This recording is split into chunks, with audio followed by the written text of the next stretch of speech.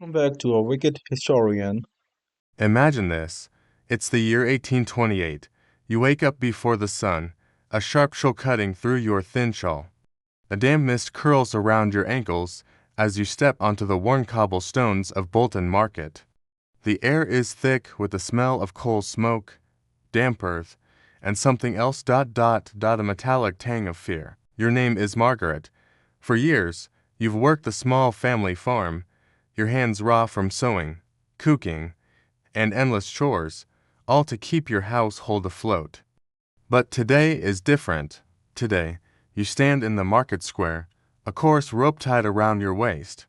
The other end is held tightly in the hands of your husband, Thomas. His knuckles are white, and he won't meet your eyes. Just murmurs apologies that feel hollow and useless. The townspeople are starting to gather. They aren't here for produce or livestock. They're here for you. Men lean in, their eyes sharp, their voices low as they whisper calculations about your worth. This isn't a crime, not in the eyes of the law. It has something far more chilling, a practice sanctioned by a society that prides itself on being civilized. You feel hands on your arms, prodding, checking your muscle tone. Someone's fingers lift your chin, forcing your mouth open to examine your teeth. Just like a prize cow at auction, you are being catalogued, measured, evaluated, not as a human being, with thoughts and feelings, but as property, an object to be bought and sold. This shocking scene wasn't as rare as you might think. In a world where marriage legally erased a woman's identity, this was a grim reality for some. The legal doctrine of coverture meant that upon marriage, a woman was absorbed into her husband's identity. Before you were married, you could inherit property, own a business, earn your own money. But now, everything you have, everything you earn, even your own body, belongs to him. And here, in the bustling market of Bolton, this legal principle reaches its most visible, brutal conclusion. These public wife transfers, sometimes called wife sales, were a strange, informal way of ending a marriage when divorce was nearly impossible for anyone but the very rich. It was a form of public separation, witnessed by the community, creating a binding, if unofficial, end to a union. You watch as Thomas, your own husband, clears his throat. His voice is tight with nerves as he calls for bids. Who will take Margaret? He asks the crowd. Dozens of eyes skin you from head to toe, assigning a value to your life in shillings and pence.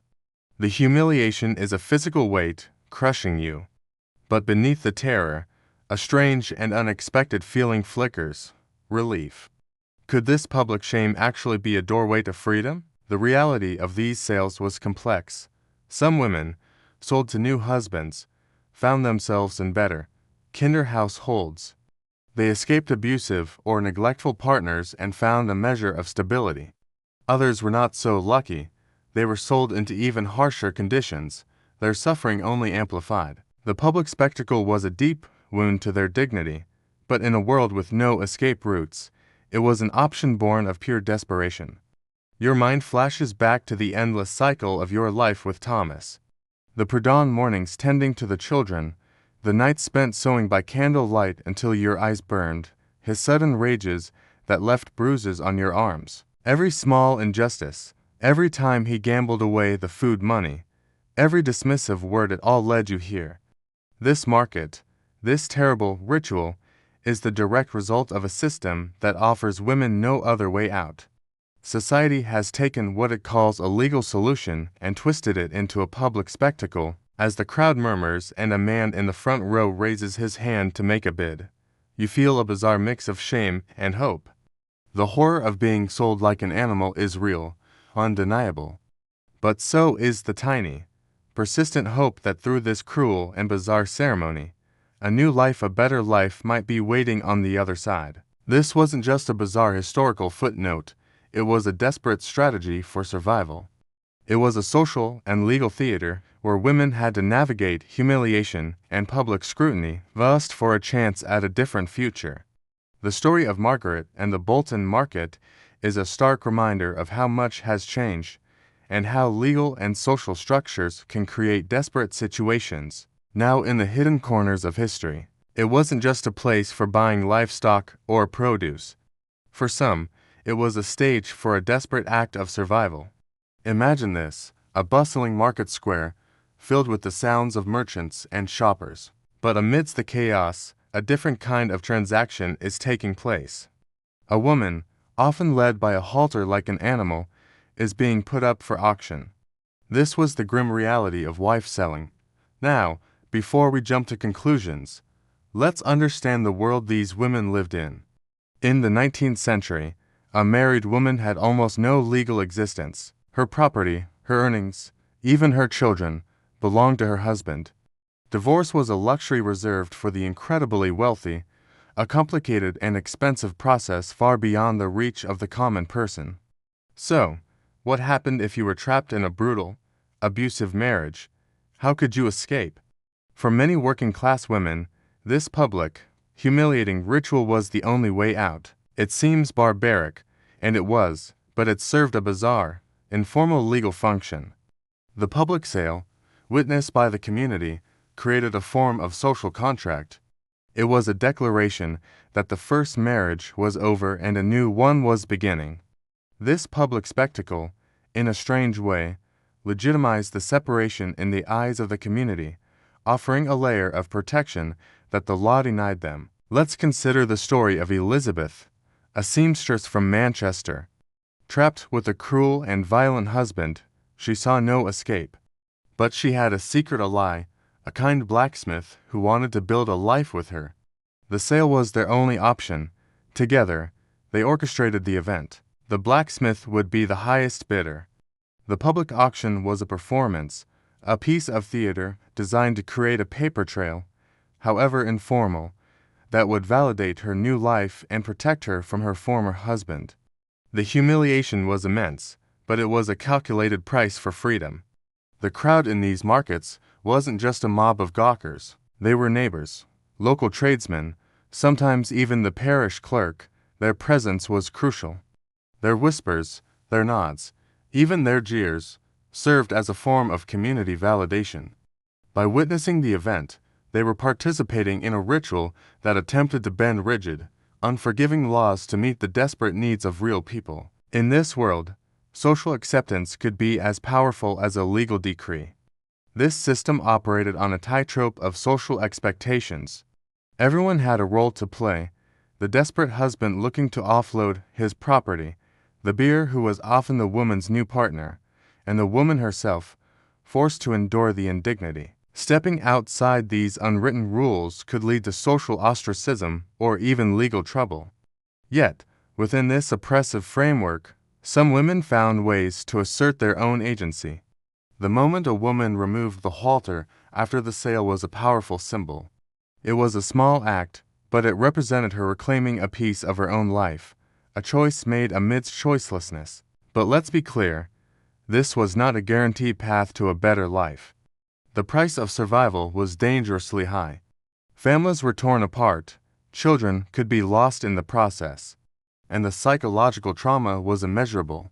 The story of Rebecca Walsh, sold in 1829, is a chilling reminder of the risks.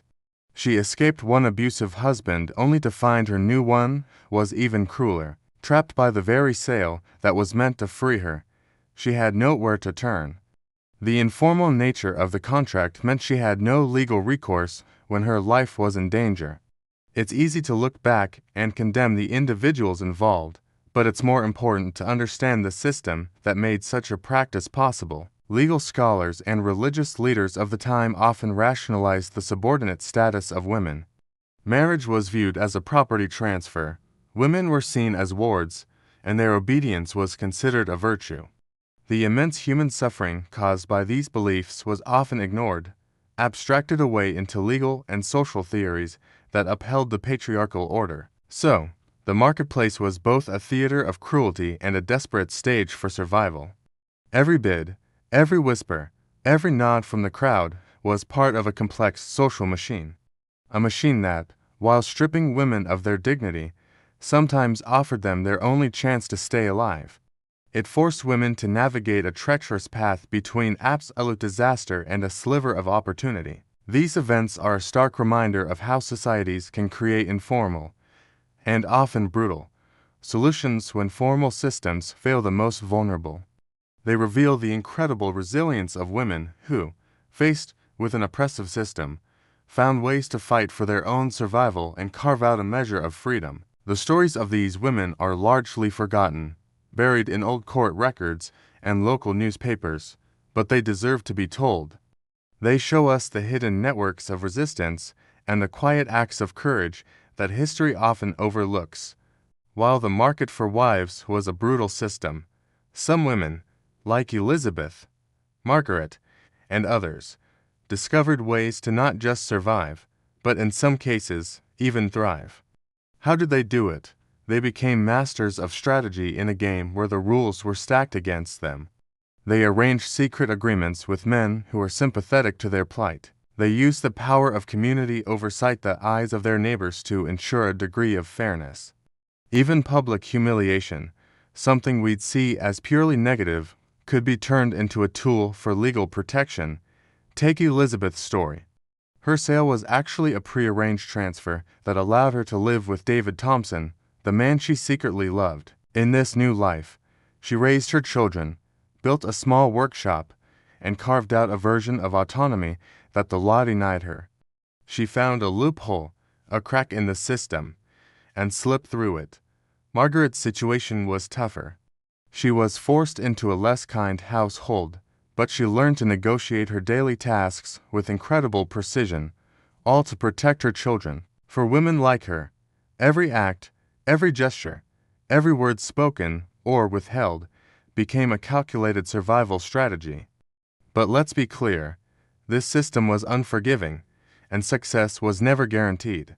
Rebecca Walsh's story is a heartbreaking reminder of just how fragile a woman's agency was. She was sold to a man who saw her as property first and a human being a distant second. She tried to escape, to reclaim her freedom, but the law twisted her actions. Her attempts to be free were legally framed as theft, stealing herself from her owner.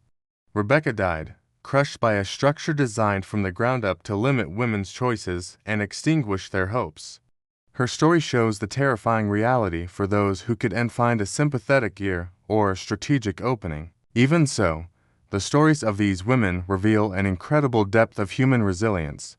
They adapted, they strategized, and they resisted in ways that were often subtle but powerful.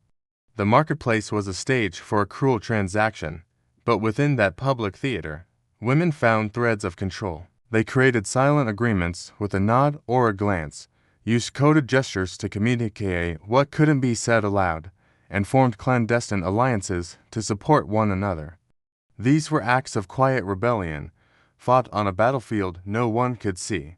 It's tempting to view these stories purely as horror, and in many ways, they are, but the reality is more complex. The marketplace, with its rituals and public nature, was society's strange and disturbing attempt to reconcile an unyielding, rigid legal system with basic human needs like love, happiness, and escape from abuse.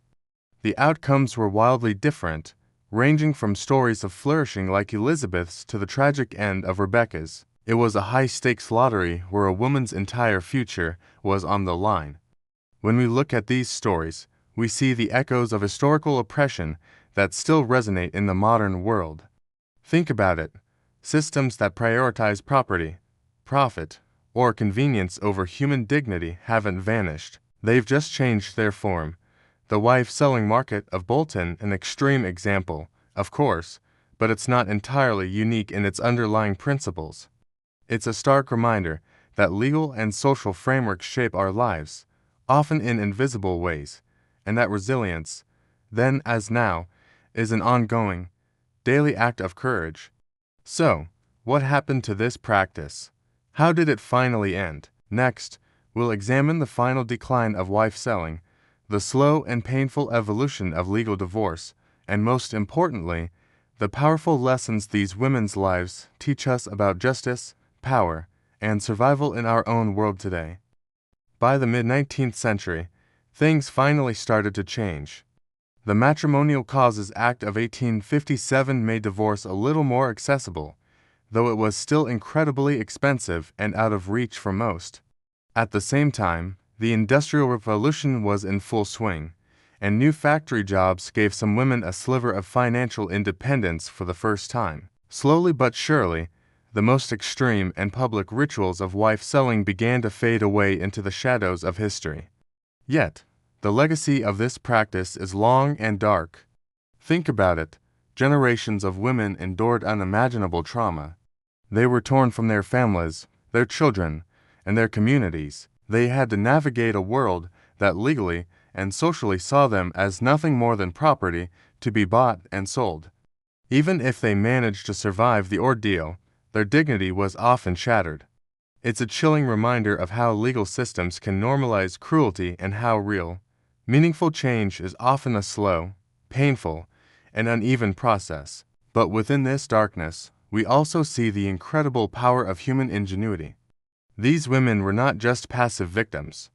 They found clever ways to assert their own choices, even within a system designed to crush them. They used secrecy, they played social roles, they found and exploited legal loopholes. They negotiated, they resisted, and they adapted. For many, survival wasn't just about endurance, it was an act of brilliant strategy. The marketplaces where these grim transactions took place may be gone, but the lessons they teach us are as relevant as ever.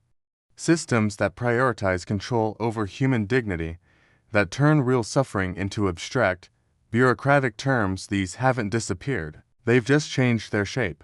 We see their echoes today in economic exploitation, in systemic inequality, and in the social invisibility of marginalized groups.